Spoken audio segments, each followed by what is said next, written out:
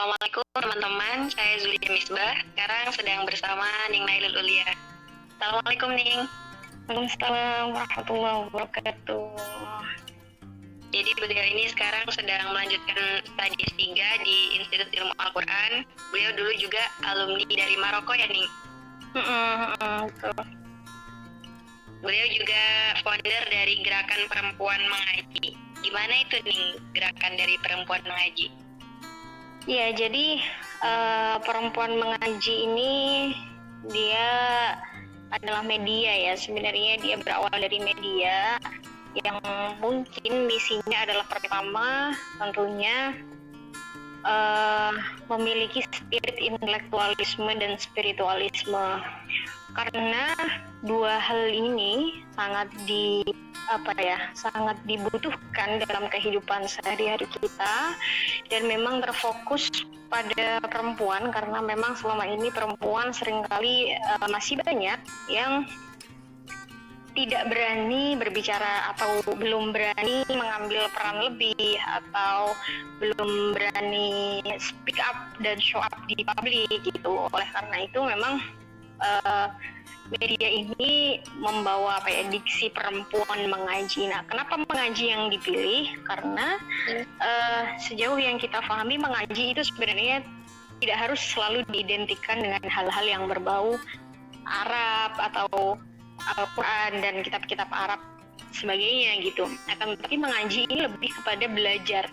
Dan belajar ini artinya luas sekali ya. Belajar itu bisa belajar apa saja, belajar kehidupan, mau belajar apapun itu. Jadi kita diksi yang dipilih mengaji itu ya memang karena belajar apapun itu.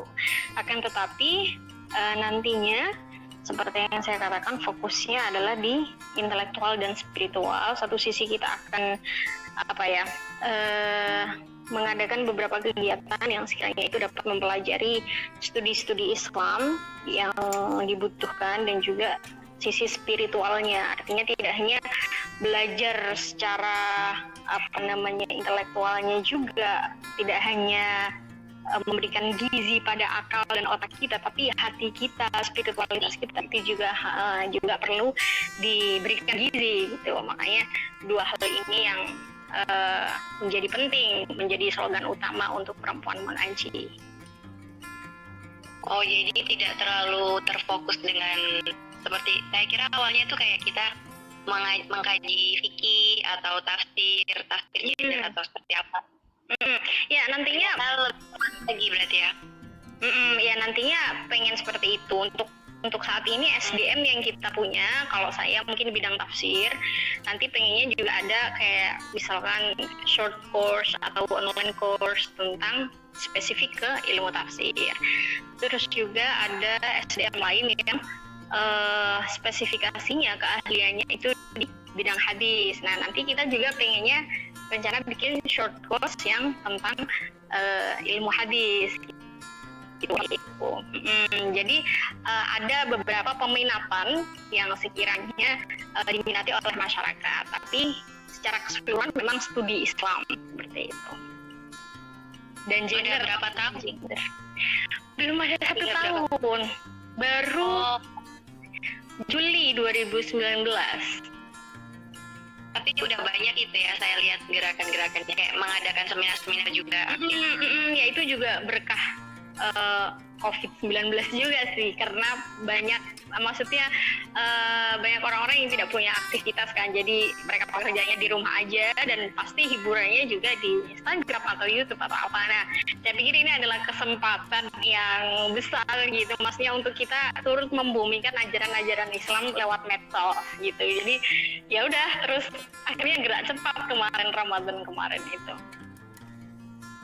Iya, jadi kalau saya lihat juga itu sesuai dengan bidangnya sampean sebagai ilmu tafsir juga termasuk ilmu Al-Quran.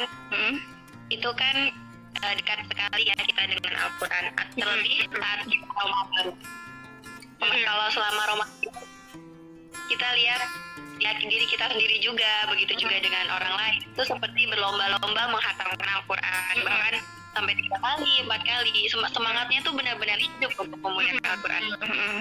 Nah, sekarang sudah pasca Ramadan, semangat itu hampir redup karena memang rasanya tuh ada yang beda gitu kan ketika bukan bulan Ramadan, ketika Ramadan dan bukan bulan Ramadan dalam menghidupkan Al-Quran, dalam memuliakan Al-Quran. Nah, sebenarnya itu Al-Quran yang memuliakan bulan Ramadan atau Ramadan yang memuliakan Al-Quran nih? Kalau dari Iya, ya ini pertanyaan yang bagus sekali ya. Artinya memang fenomena-fenomena yang kita lihat di masyarakat memang Ramadan ini adalah bulan yang dijadikan sebagai ajang perlombaan dalam membaca Al-Quran, menghatamkan Al-Quran, memperbanyak amal, dan lain sebagainya. Saya kira kalau untuk mana yang lebih memuliakan, apakah Al-Quran memuliakan bulan Ramadan atau Ramadan yang memuliakan Al-Quran, ini saya kira dua-duanya saling berkait kelindan, artinya dua-duanya saling memuliakan satu sama lain. Karena satu sisi Al-Quran ini memang diturunkan di bulan Ramadan, gitu kan Papa? Iya, seperti yang kita kenal kalau nuzulul Quran. Syahrul Ramadan alladzi unzila fihi al-Quran hudan lin-nasi wa bayyinatin minal huda wal furqan. Jadi memang karena Al-Quran ini diturunkan di bulan Ramadan, maka kita menyebutkan bahwa Ramadan ini adalah bulan turunnya Al-Quran. Jadi saling berkait kelindan satu sama lain gitu. Dan kalau kita cermati nuzulul Quran ini kan sebenarnya ada dua tahap ya, ada dua tahap. Yang pertama adalah ketika Al-Quran itu sudah ada di Lauh Mahfuz seperti dalam firman-Nya bal huwa Qur'anum Majid fi Lauhim Mahfuz. Jadi Al-Quran secara keseluruhan ini sudah dipersiapkan di Lauh Mahfuz, dan yang tahu ini hanyalah Allah Subhanahu wa taala. Kemudian dari Lauh Mahfuz ini diturunkan ke Baitul Izzah. Baitul Izzah ini adalah lapisan langit yang terbawah yang mendekati bumi. Nah, proses turunnya Al-Quran dari Lauh Mahfuz ke Baitul Izzah inilah yang disebutkan dalam Al-Quran, inna anzalnahu fi lailatul qadar, dan juga syahrul Ramadan alladzi unzila fihi al-Quran. Jadi di dalam Al-Quran mengenai ayat turunnya Al-Quran ini dijelaskan dalam dua diksi atau dua redaksi, anzala dan nazala.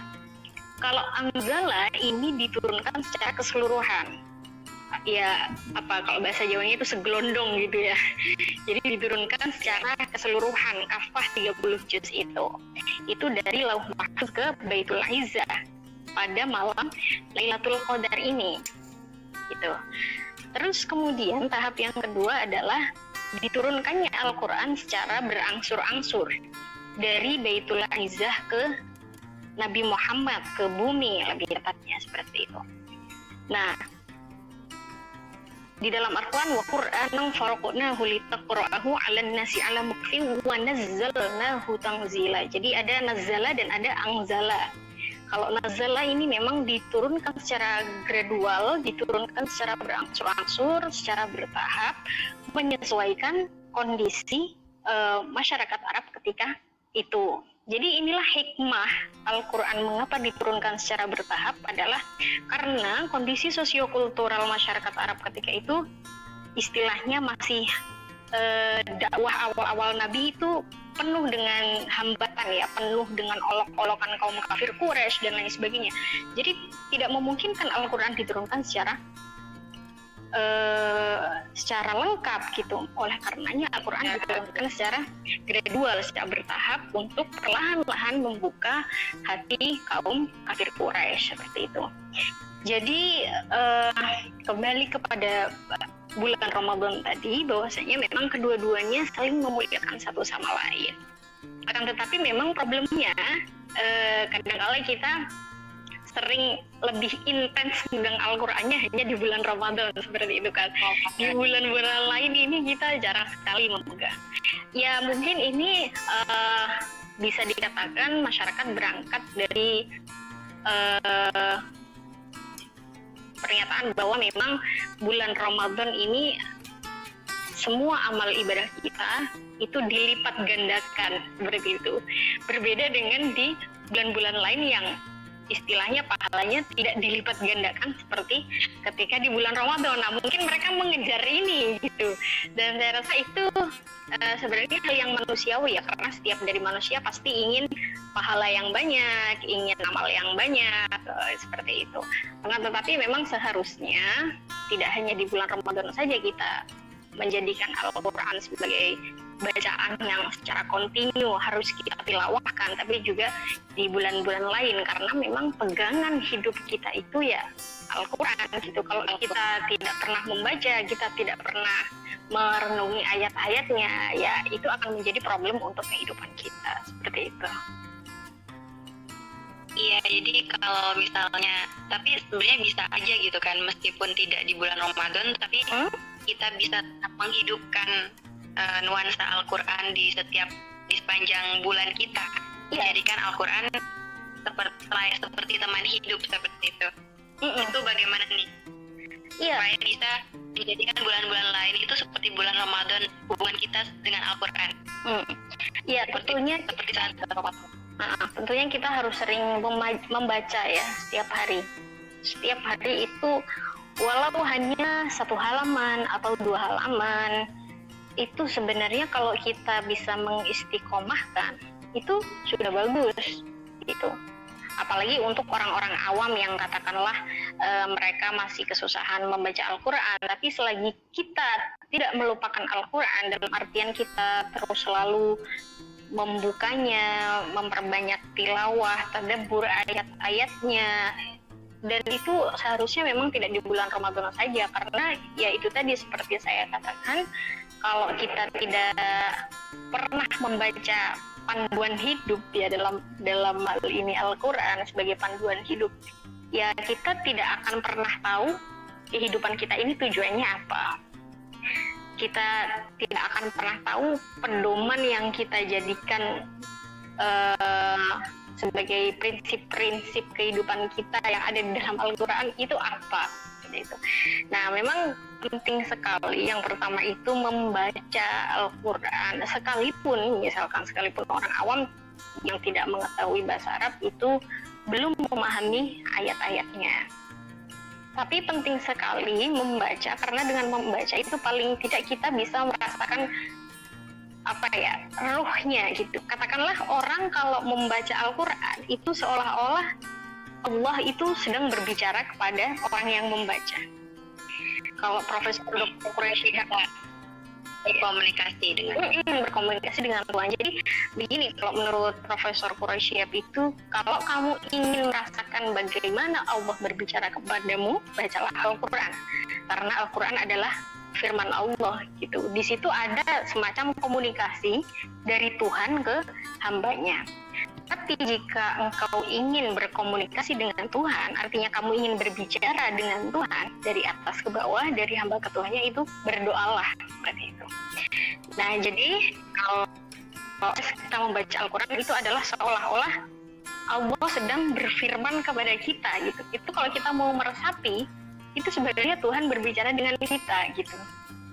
Kalau sudah merasakan hal itu, menyadari bahwasanya firman Allah, maksudnya membaca Al-Quran ini adalah proses komunikasi, proses dialog antara Tuhan dengan hambanya, maka kita akan dengan mudah mungkin ya memahami atau mungkin meresapi apa yang terkandung di dalam Al-Quran. Dan itu ya nggak harus dilakukan, maksudnya di bulan Ramadan saja gitu. Harusnya memang di bulan-bulan lain itu adalah harus mengistiqomahkan atau lebih intens dalam membaca Al-Quran dan juga memahami kandungan ayat-ayatnya.